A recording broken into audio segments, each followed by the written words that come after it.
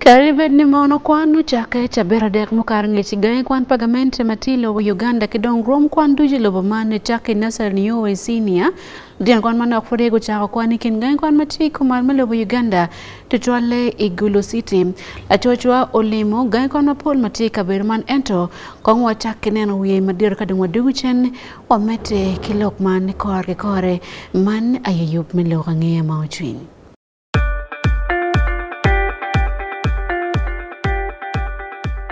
At least the one thing for now we can all agree on is the soap to use. He likes that it's big and lasts long. Anti-economy. I like that it keeps my skin smooth. Ate alina echovu. And the children like that. It smells amazing. Everyone is happy. Movit soap comes in 4 fantastic flavors. Movit family soap is truly soap for the whole family. Movit. All day confidence.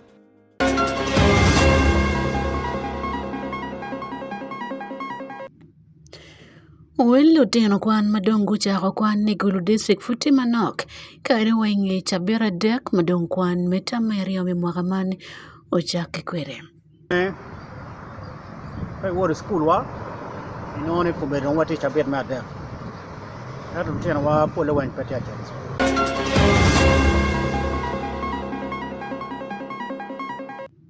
Kadong ministers madon igamente mani gankalme ICT man Kasulu Lumumba ginki alioni Odria tine ugamo office ikindo dire magobedo office manochon man Dr. Chris Baryomunsi kachel ki state minister Godfrey Baluko Kabyanga. Instruments and documents with the Constitution of the Republic of Uganda, the Ministerial Policy Statement for 2026-27, the service. Eneo hapa medremia bichel imwaga ali bare piru bichelania sande Akumu ajoli kaneno yup milorange mochini eni aye Wan Luo TV. Inge chabira dek madong kwano cha kwel pita mario me mwagani ni welo teno kwan puti manoke pol gain kwan makiti Igulu district mano welo tela makiyer geni loko mangiyo gain wano katka orlo nyono makuti matek gucho welo tene gang kwan weke meti mon guri pachuli omiyor chui kum kwan lotene guwe ni mon kacheti man wecho lotene gang kwan la tienti meda mera obodwa ben rome kato penye pen magike mati meman pe rome primary kidung senior angwen kachel bichele ko malo melo bo Uganda e pen me klasa biro me mwaka ali bre piro bich welo tieno kwan mako kar division ma chele pebeno owe piara bich gen gain kwan primary dujumati Igulu district la jot mamewa man Ismail Jacob Jones olimo gain kwan mako mati Igulu district en kele report kom kit makwante wotwere itam me ario me mwaka ali bario ke piario ya bichele Kara ke kara kalau tiano kwan gudoki kwan itam mo ke ken ya chak ke me mwakanyo idie tam welo tiano magicher ka kwan cha bet me chen beru manak tutan ento mwakani papate daktie district me chuli piani tam mario dong beno ter cha bet adekul ento welo tiano kwan futi manak tutan ipol pagai kwan Igulu district lutela mai district man gukati ka oto lu nyori metero tiano gigang kwan Ballington pa ngwech bati kansila LC5 machumpi luak me voatira sub county o wajin manu nyori mir pegu bet kilwor mo kikene kamente ramo lor gang kwan wako pipor patu ibolam wajine kai wo school wa inone ko be don wati chabir ma dek. Hadu teno wa pole wan pati acha. Across the country luor ye mechel lok mai bola so mer wajo gilu nyoro ina wanu tela watia wajo ne kilwak ma megwa ne men school pege loro wala gilu nyoro dudo me to tene gang kwan school wan matam chakane ministry katiki guideline ni nyoro ko nane ni pilubo standard operating procedure kiching walking and went to school. Antamani many Europe, but Woro, Kano Boramo Tie, Matak, no Gankal, Paramo Yaboni, Pono Chake. Ballington wajin mene tiki genni lu nyori ba gitika gwakolo tien ki kom karaman gitika timo ne mere pilworo ne keramu lor gang kwan Tiennim ilokodi primary school mati vuatira sub-county Gulu district. Lutiano mia ngwen ke wiye ki kene kom lutiano mia bir maguchoni gang kwan meno. En no gete gang kwan. Agnes uyela matia hedi me gang kwan meno. Matia vuatira sub-county Gulu district wajini meno. Polo nyor gitiga tichi lutiano ge me konyo ge kwanyu cham ki iporom. Kombere watisha biar mada. Eka wan chalo fonye iwa kayom. Pian welu tiang dok chem tuan. Kom tiang wa matie mia bero. Ya bero ya boro. Ino wati tiang mia ngwana kene school. Dong wa kok bolo nyodo. Nyodo tuan bolo kene gangpan. Pian kalo tiang beri pajo. No dor ke bero yot bot mu. Kene bot wa la boro konyo wa tiang school. No tirom ngo magang kwan man. Tiki tam me timune weklo nyoro gudwak lo tiene gang kwan. Na choka me akwan achira chel. Otika go program me luongo won ya kuro bien ngun dok ko foje ko dok administrator ma dok ko tiar ma te ga bin akwan. Ngeni ko bi tuotie eto yo me gwa ko to MJ in one school otika doro tiar ma be. Iyo walo sub-county perone bene Roma Winifred Aloya mati kansila madarom machungpi monme o walo sub-county o tirom kit makwanti ka wot kere adur ma megem. Pano chaka chaber na chel nyen we yari we bit bata na pano tiana chaber na chel beru gar twa tiang ber mana am funyo beru ki nyoro beru ki ko ri lo moni kin ni di lo school chil nyoro kan wa ko ni chu chen no kai be gang ko la dir lo lor gang pan ko chi char we chaber na rio pano normalizing tiang went to school funyo to school sa dek yo wala pa ko primary school tanya wala primary idong pateo prison primary school pantika wormo bed kunyitika phone. Ento ariet atim okod matila diet malolo kung fonye me Gulo district o wajinim chabet mache lu fonye wengu cher gang kwan ento lu tiano no gitie manok tutwal. Ni achake patamwa o chake mabe tutwal. Ichabet me achel wano i gang kwan pol gang kwan lu ponye tie ento lu tiano pere. Igang kwan mano inino lo tiano ke lo ponye tie weng oberu gang kwan ma chok kitam. Kumbeti wando ti chabet me adek. Chabet me adek enini igang kwan ka wacheni in terms of percent gang kwan percent piara bichel. Tie madong lo tiano dugu ma on lo chune. Eno wajini meno welu tiano kwan magudok kachako kwan kung karman. Chung i pasen piara biche loko kolo kondong ti chabet me adem ita meriom. Pasen piara ngwen pa schools wa me primary ke secondary lutiano pia dugu wen. Lu nyoro tika kwa lutiano gang. Lu nyoro tika wache kote kabalu cham mier konke kwan cham ke poro chalo moranga. Lu nyoro bena tika wache ni put chene me wilu buk kalam ke jimu mugu mateteani pere.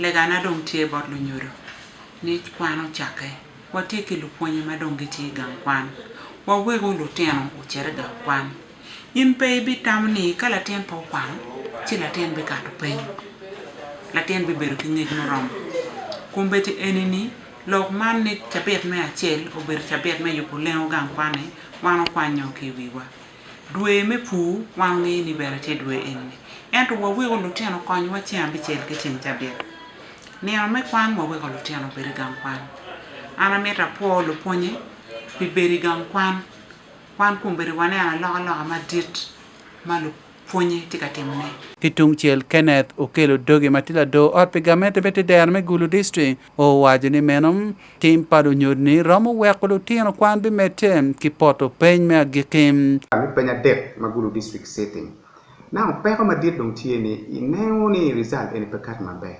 Now, one machado one your result do you know what the first result kawa na am ta kwa chako blame the Department of Education kitu ngadi wa chako blame no tela a different setting of Gulu district local government. However, one machado one your bene umer kwa chako na ni contribution pa an machado one your uberu kwene ni twala latena school because lesson muna tinga missing tin enemy mukene kwa kugini en kele atwan I pay up pay name enemy chika tung latena po attending yen ma we all phone wajeni la tiang mer be active in class presently ene tieni tiji mukene makapela tiang nyam Latine ram chama no lesson tu ci peni la pon wari nya da gini eneni no mer be kiren ken ti pon kiren ken ñu kitimu kiren ken ci ada an lega na ti bolo ñole itin eneni o bero tit ma dir to twal bot wa wangu ñole ko mo teme ki tek wa ni ka kwa no chaka chale ba cha wa twelo lo tin wa wen school Welo tieno kwan mapia go chako kwan gulo district ni otini no tie wa pasen piara ngwen kolom. I peny me mwaka libero ki piero wabich, lo tieno kwan magu penye PLE, magu karo i division me achiel pe o piara biny. Ismail Jacob Jones, pe Wan Luo Television, Igulu District.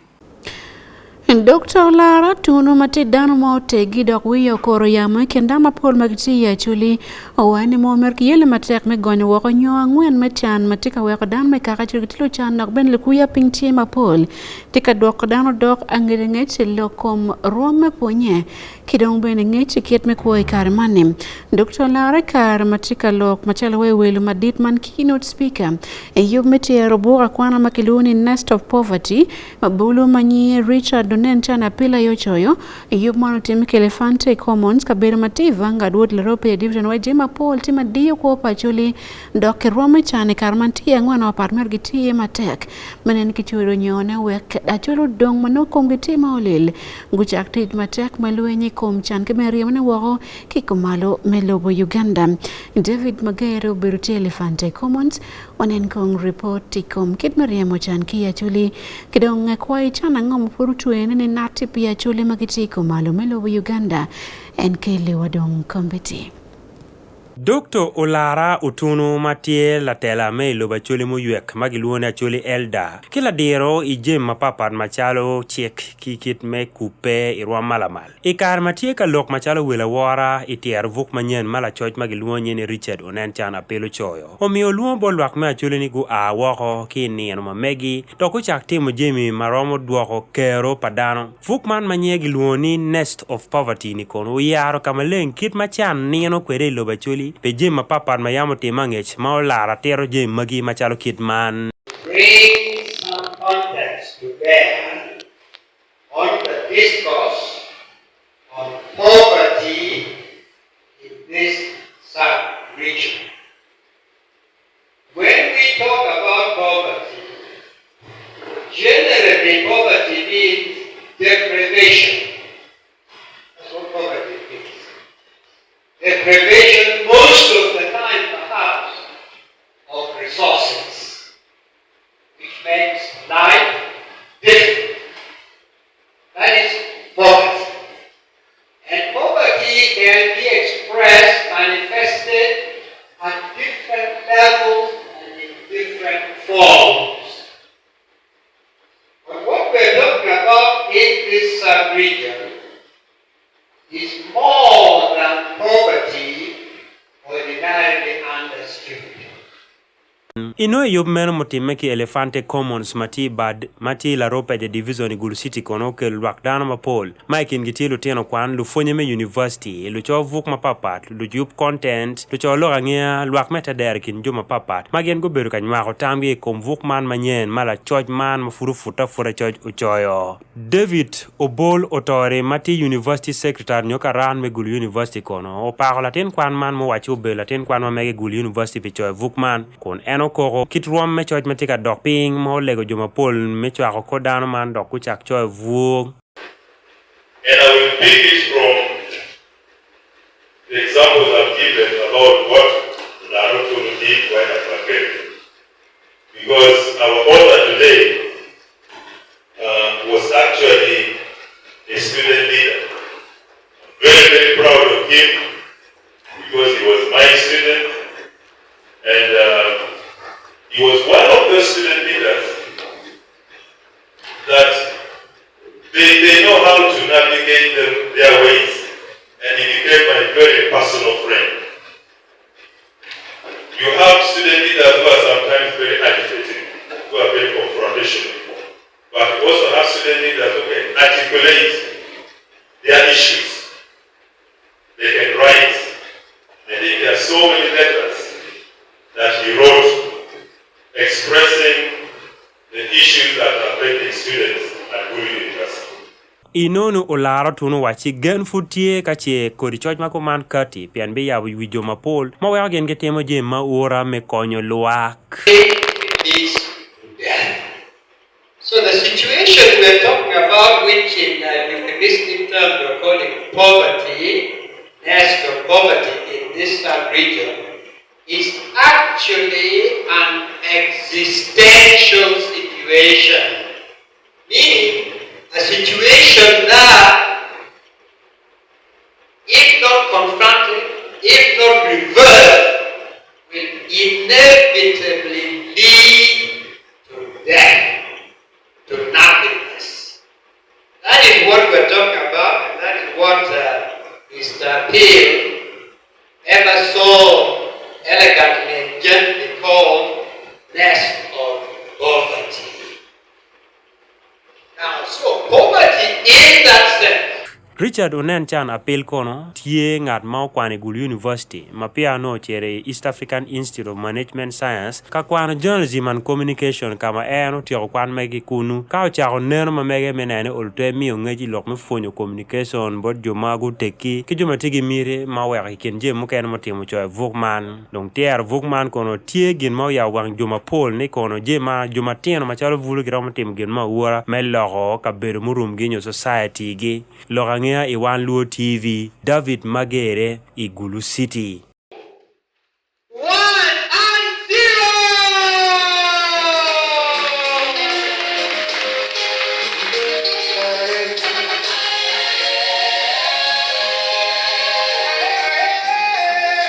Lutino kwan me St. Thomas Girls Secondary School guti okono bir ke yub me kwer ni pa tera me lo Uganda woni gulle mo ngat mauti mateke lo mo ma rome ponye man Reverend Charles Mackay ewena tiken joma ke mar point nak ben joma ko kwan matek ma ko lutino kwan ma pol ma ke pachi malo chan men ngoker me kwan I Roma malo la wilu ponye me St. Thomas Girls SS Patrick Dielo eunyu owani mono kimoro ni mono ewena yo bero tera mekepe mwakaman geno ter bene yub mekwe man ipaji mameke la church pa Wan Luo television Michael nye obelte kono kele wa reportento yupo ni mon report maken mobino botini Wan Luo TV inino mola chen ma parketini kebe yar botin ngoma weno timo meilo malo rome ponye ikonya melo Uganda wanen kombe ticket mekwer ken wote lo komponye ni ya kibot kangwan St. Thomas Girls Secondary School. Idwe me St. Thomas Girls Secondary School medo karachiel kede ji upuonye gi ena chieng me oteka otwerot kwero chieng ni karachiel kede da Reverend Charles Mackay ewena ayika gi dede otimere ya dulme okapel atie yeteme kakure district Mekalaki ikomweno ni jo mesukulu ni owacho begini tero Reverend Ewena balangata chel ikom oteka ameda opoyo tiche mege metimo ikom kopa me maker karachel kededa gango kopi komisoma mejo chan karachel kededa tucho ejiri meloko kuo mejo. Why academic year? Because Muzei is a hero and a hero in the academic field. So every academic year we should celebrate Muzei. Muzei Wena did not teach me as a person. I didn't even study in Midland. But I love Muzei Wena because of his contribution to this country. We sometimes look at people's contribution by the way they drive cars, by the way they grow crops. But Muzei Wena is somebody who has, his contribution is deep-rooted in people. We stand with this family, we stand with you, we stand with Midland as a school. Midland is our sister school. It is private, it is mixed. St. Thomas is single and government. But we feel the contribution of Midland makes St. Thomas also stand. And all that is because of you. Here, but I think God's timing is the best. Ameto kwa Yoruba sana, okela Woody, for your raising, for your educating, for your Yabanawa land because of Papa Reverend Ewena. For your Nusana. The legacy Papa Memewa, it's really a remarkable one. Ango adjoining Kalaki SS, then later on I transferred to Kaingai SS where Papa Enotera Somokuno. Until the time when I got another opportunity. So he's my hero, my muse, a mentor, and everything that I have actually comes from him. I want to thank you so much. We have our hero here, Mr. Ewena Charles McKay. Muse, congratulations. Thank you.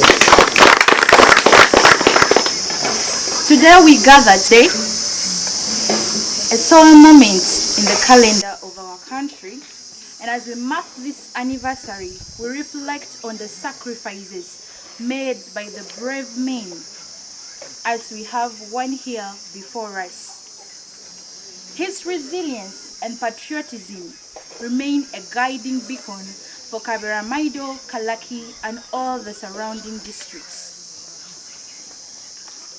We must never forget those who laid Muse's legacy into a call to action. As we celebrate this day, we are reminded that the spirit of heroism lives in our daily choices. It is alive in the farmers working out there to improve on their crops so that they can have a better living. The local leaders who are advocating for the health workers who are striving to build a better future, but more so, the teachers who are the light in the darkness of our communities, of our families, and the whole nation. As Muse has portrayed a very good example in Kaberamaido district by constructing Midland High School. We give glory to God. Let us embrace unity, put aside our differences, and work collectively to honor heroes like Muse Ewena. Let his sacrifice be fully realized in our lives, in our families, and in our communities.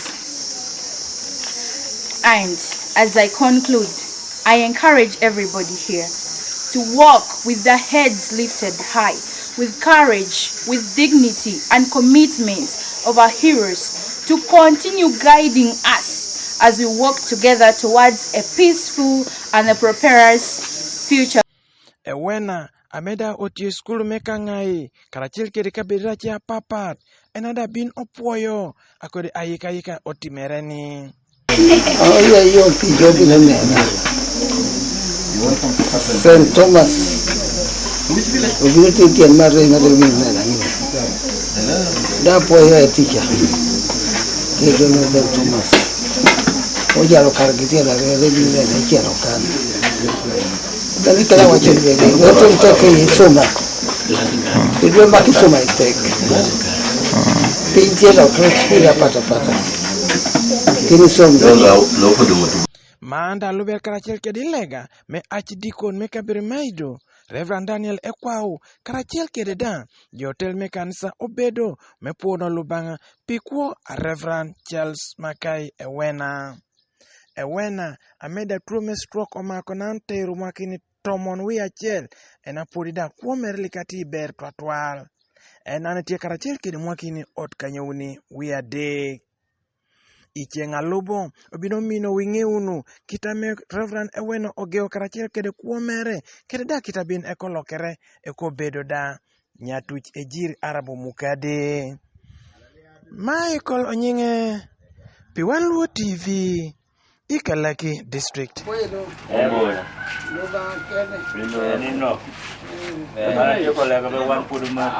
Abo ritual men report mo akibot Michael Nye ki Kalaki District loko makwero darmo tiyo matek me ponye man Reverend Charles Mackay Ewena. Mabene lupe ke loko mponye yo bongi district mati West Nile loko mkwan mando tino pere toria manopurgo chako kwani irome nasare kilonge ni mon early childhood development center mapol gitika lor gen wonyo me rome kwantika dokye ping Kelotien kwan mapolte wa kwane ko yopiani keta bon wang dawati mataka otiar gangkwan no jami ma chama pere eni gangkwan enoni mando weru nyura polte ko polotien gigai kwan mo oloto mano kerti mano nok mempiat lotien ma gangkwan weko kwan mano igiyom kelege weru ABCD no wangi wengti lokom kwan Joseph Juruati yobongi district kele report kuno elokom kermo dono ki kompo yurtiano kwan min nasari pepero mekech. Ingen duoko wako rome chama no kimiyo kiloria yela ite dulme World Food Program joma giluongi ne category 3 polgitiloria yela magiti kabir megwako lotino matino magino ponye man peritoria ite Early Childhood Development Center palorinya gitika meteke nongo pera mapole kumgwako lotino weku meteke kwan. Betty poni la ponya chel mating uningbo kuyi Early Childhood Development Center wani mon kabero manno chono chaklo ten kono pola ta endo no wilu tino kwano lo wapilu tino kwan mageti mwagariyo ino ya boro wil tika dok meta Amerika arke kare uwego do tek pero ni wing tika bino chalawai ajuki package. In the beginning we started, so up to this level I can see there is improvement in the children. Before they don't know how to read ABCD with their language. If you mention the body parts, they don't know. But nowadays, they can do better. On the side of feeding, we have not yet started. We call the parents last year that they should contribute at least something for feeding the children. But others stand up, others say that there's nothing. The one we collected is just very small, we have not yet started. Kare komeno Amos yok ngad maloyo center mano wani mono duoko piny romi miyo chamo wakalotino mapol dongi bero pajo miluoro keke gang kwan pien kirke gang no bene kech tima teko twan. Even the coming of the children to school changes. They come late, even they come dirty because the parents could not afford to buy in the shop. Those are some of the impact, and even other sometimes causes what? Suicide. It causes the suicide, whereby they are also due to the suicide. You find that families become single families. And then even in the dances, you find that they use loiter, whereby they cause the rape. Others go to drug abuse, addicted. Others also rape, defilement, to school drop out in nearby primary school. So that one can be some of the causes of the cut of the ratio in the settlement. The office for Prime Minister Commandant Malowe Palorinya Refugee Settlement Yobongi District Caesar Atiku owani mono duoko piny rome chamani kemiyoni teka balo matek rome kwan na pien lunyon mapol dongi tiyo kilotiana mechere poro nyuka tiyo paka chawke bedigin meken machama ne woken kitich bodano. The impact on learning and parenting has been that because of lack of food, parents prefer taking their children along with them to the garden to go and dig to look for survival, as opposed to sending these kids. They go to school, they come back, there's no food, then they study there, they will not go. Some parents, they leave these kids here and they also go back to the country of origin. All this has had an impact on enrollment, retention, and completion. As I speak now, there's a high rate of school outreach partners that support intervention in early childhood care. We have always advised them that look, instead of providing porridge or flour or maize flour, these center engage them in school gardening, and an approach that has worked. We've seen it work. Ano ene pera nong di relotino magati guacolotino worki kan nyopajo modong pieto do wilutino piano mergu yela ikare tuju. Roy Chandia, Mati Programs Manager, Mid Literacy and Adult Basic Education Labe Yomachaki Obongi District, Owane Mone Woke Yok Market Man Gitika Miyangaj Bodan Maken Gang Ilokom Be Pamiyago Mekwan Bot Lutino. Especially in the Palorena settlement, the biggest challenge that we have realized as a result of the food ratio that has been cut off has been families headed by women only. because most of the men, they now go across for garden work, leaving the children basically with the mothers. And mothers are now the ones heading families. The fathers only come once in a while and they go back. But this one happened because there was no sustainable plan. But when Labe came in and said, you are the owners of this center, what can you do for the children? They are able to have a plan. They started by contributing maize grain, which they use as a portion, and then later on, they now went into group enterprise of maize and so on. This has made the children to keep to the learning sessions, which happen weekly at the home learning centers. Karibet komeno yok do katika odo duro bolore midolo bigamenti milobo Uganda mekonyo kogo kwan pelotino kwan nasari ni woki chulo mochar poloponye kibene miol to chamo mior bete pelotino kwan weki met rome nongoponi ke welotino kwan magi kwano igangkwan makitman. Palorinya kabiro matiyo bongi distrikti kam mati gwakoloringa yela makaro alip 142 polgi akiluwo South Sudan. Pe Wan Luo television e yup miluwange mojwiny kiyo bongi district Joseph Jurua.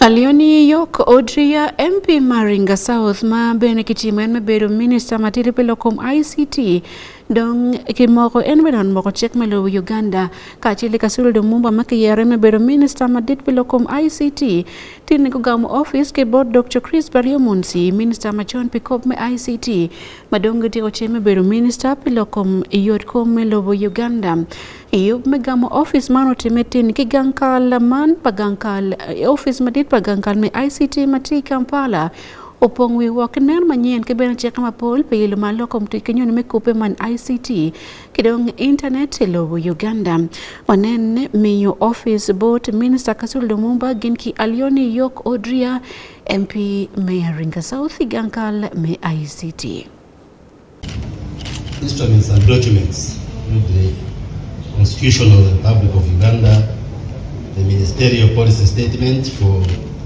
2026-27, the Service Delivery Standards, and the Client Charter, and the other documents.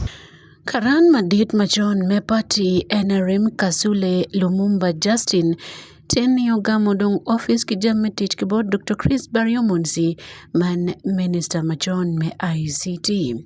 Ekar mo gamo office kijametich Mego Lumumba weji mapol tima biti upanyuali Uganda twale kube mbera gona kilok kidonge kube me internet onyo kwa ngolok mawoke yamo pamono.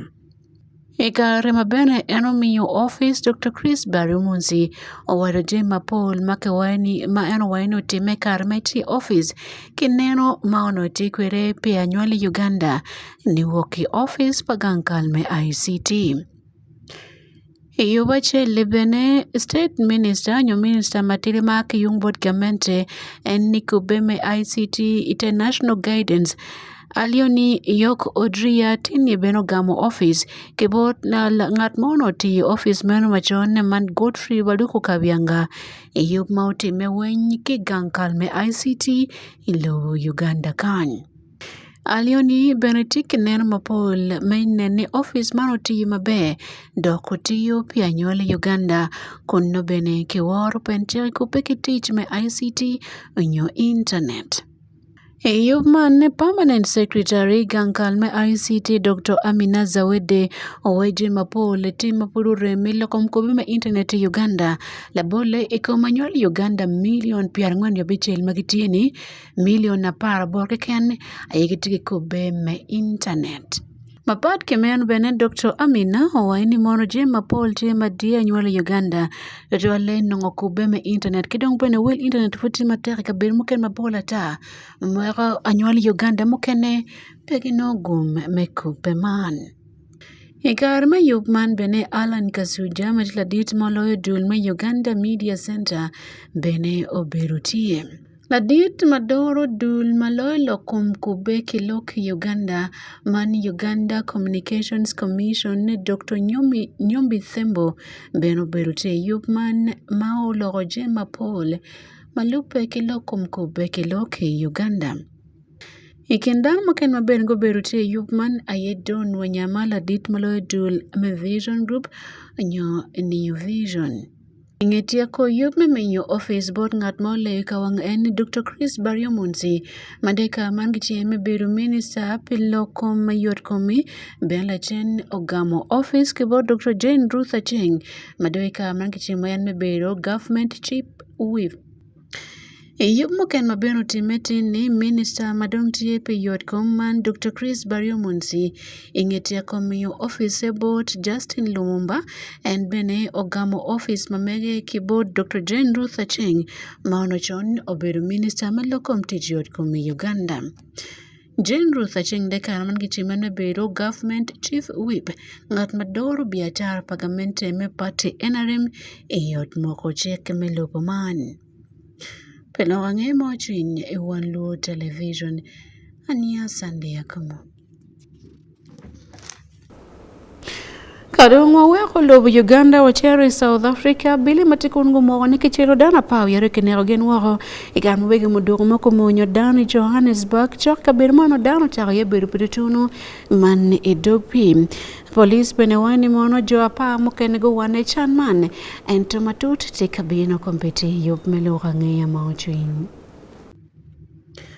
Aduki kwedu ye chimne dana pari yoni gotowa gachot malupe en kichilo gin kimudo kit makano dimakatso nevuluhuli owadi kwere bolu cholo gangeya.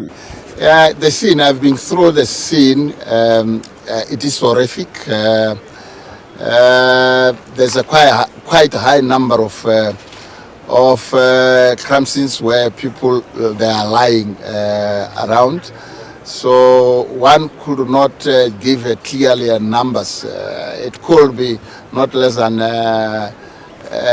10 different crime scenes. In other places, one person's lying. Other places is 3. Other places it is 2. We met across one person who was also shot on the leg, which giving the numbers to be added for the injured ones, which gives the numbers to be, I would say, 10 injured. In terms of the fatalities, we're still standing at 12, which is 9 male and 3 females. Dan moto ni ubero cho aboro kimon adek magoto chotot kikaberu meno ngarachel otoki otiat. Mony mano time area matibo pingme kilomita bichel ni yaki Johannesburg City ndagbene chaka beru maman gebera kweni ye gold nyomole kara mukarangit en ni Johannesburg no. South Africa karamantik muduong mapol matiching dan mokeneti uyali mokeneti ngayo dok bene chel market manti mapol duto alepi jomano kitikilweni ken man dulma kiluonge ni gang manogiti kin gang dok pole kipimpi biachara mwete me uyali nyola piny manogamente pengeyo vire. Abili oware bene pia kingiyo ngoma okelo te market man ento kitike biak ni moro lupe kon kilo kompie milo kom tolon mengome uyali mati area ni. Totolone mengome uyali futi pera madit mati South Africa kelo dan mapola tai kabero patok puli kupe kidul makelo lokom makitila kitemeti mobile ne ki uyali bo kidong toto jame ching dan yume kuo kidong bal mokene mapola ta wenye e South Africa kuno. Pe Wan Luo television yup melo gange mochuin ania Sunday Akumu.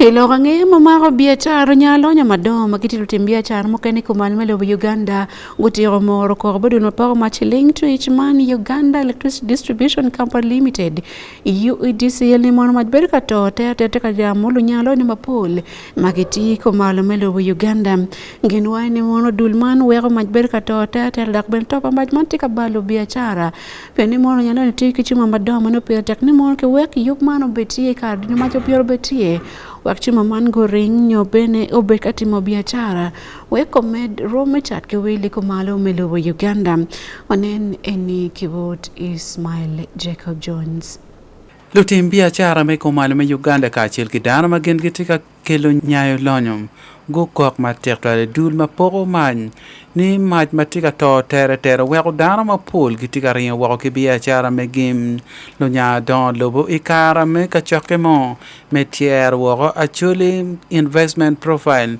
ma dul me Uganda Investment Authority mo yubo go kok ma tekta ni maj do chako rwen tere to ni chake ma dul maju meme go weko tij ma me gim Kenneth Ukelo mati private consultant lokma mako lokum doro ngom ma bene tiki biashara mega wajani meno ma tika to tere ni tika do ko ton per ma tek to ko ma me Uganda.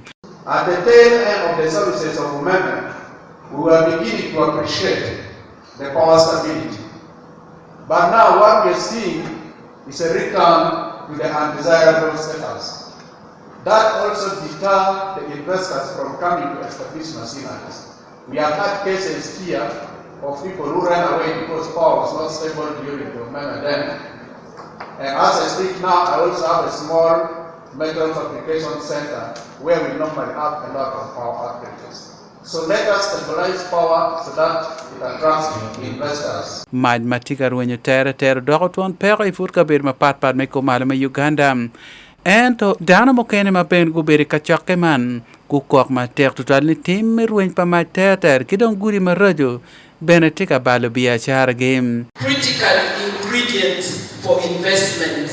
I am now on the side of an investor, and my key pains of pains of contention are power for production, water for production, and road infrastructure to bring my produce to market. Anton engineer Magulu John Baptist Mati Territory manager pe komala me Uganda pe dul me UEDCM wajini meno Mati marama ikomala me Uganda piana gi yapu substation ma pol tutran.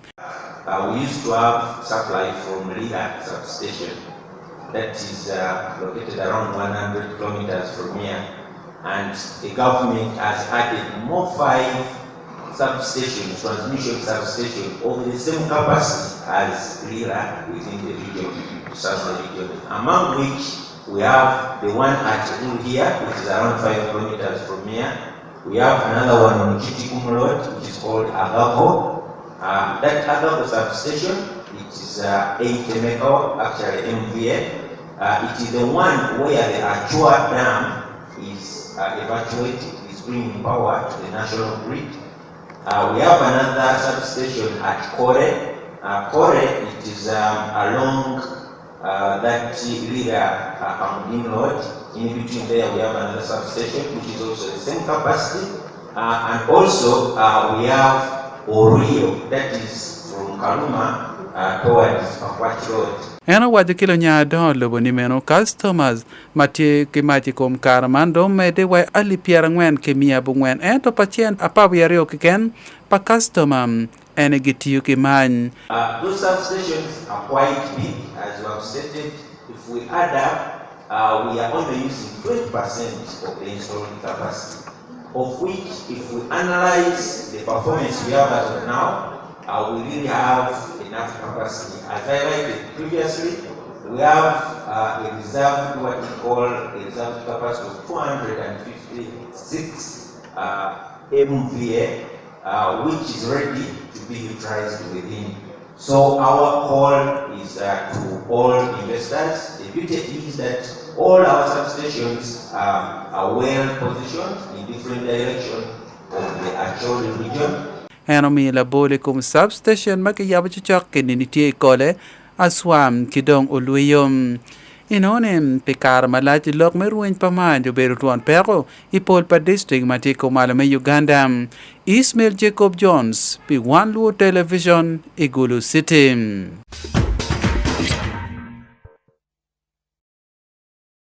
Kadung wacheri lokom turu ngedwe dek maodong mano eno beru pin kiawan la ponturu medongo bunia itegulu boxing club man Dennis Mulindra dongado tiro amalki yawano endong benu charote motiene Mulindra e video maono yeti konka yarne gono yer Whiteman physiotherapy madongo beru tidwe mea dek ni owedime abicheno wani marko wedong tima yot ebe dokti idme ponyo lokom dongo bunia bot gulu boxing club onen amalo pamulindra kibot David Magere.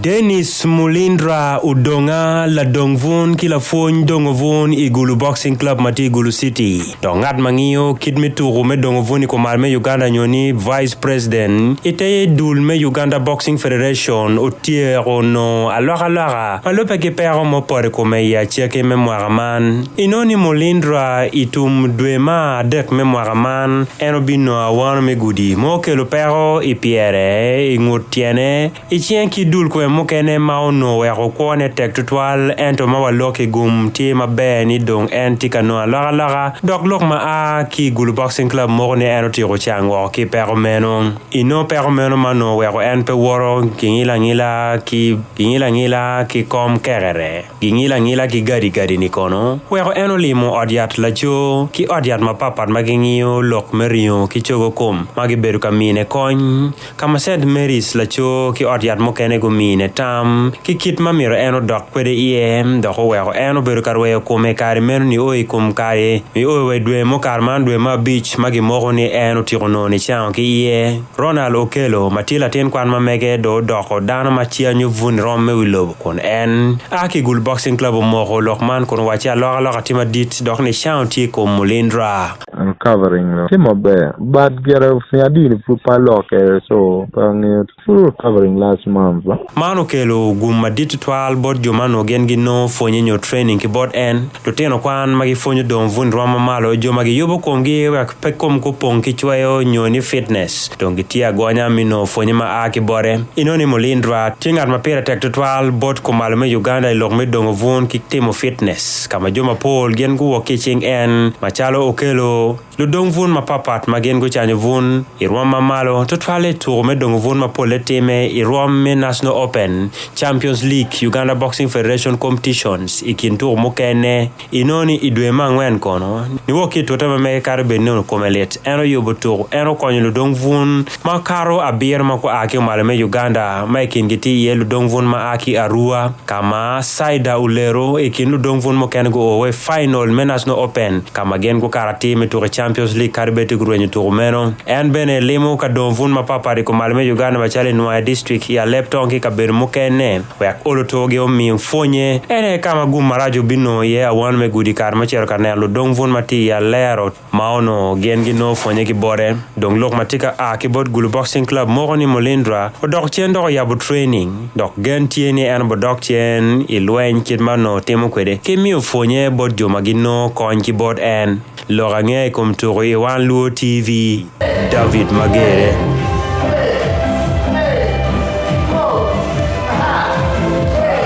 Kadong megikone Zanzibar gutengolo wakot mulrema mirno beti kien Zanzibar kedong Uganda Cranes eni dong tepi Mario maitu mir beti ken lowarian makengolo wako pelo komporo patu Ebola elobo Uganda kanye Anthony Papira Kelly Kipare Tere Dujo.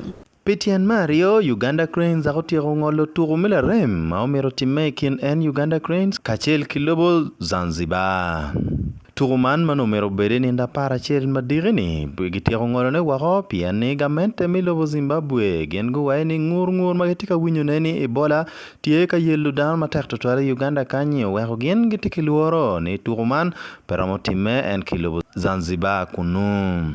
Ene bedong kelo widane la peny ni pengo turu weng ma Uganda tika yupune peti ka time kita gi yupu kede keje Uganda peti ka planning maber totwal kit me yupu turu man ka chel kelo be mukene ma papar.